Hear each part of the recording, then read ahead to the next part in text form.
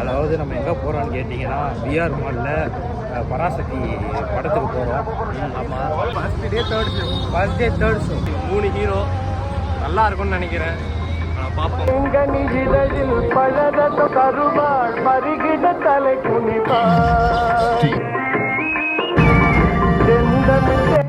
தாய்மொழியை காப்பாற்ற எழுந்து முடிச்ச ஒரு படை, பயம்னா என்னன்னே தெரியாத மாணவர் படை, புறநானூறு படை.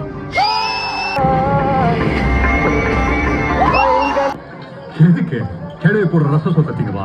ஓவியா எப்படி இருந்துச்சு நண்பா? செம்மையா இருந்துச்சு. கண்டிப்பா வந்து பார்க்கணும். நீங்க சொல்லுங்க. தமிழ் வாழ்க.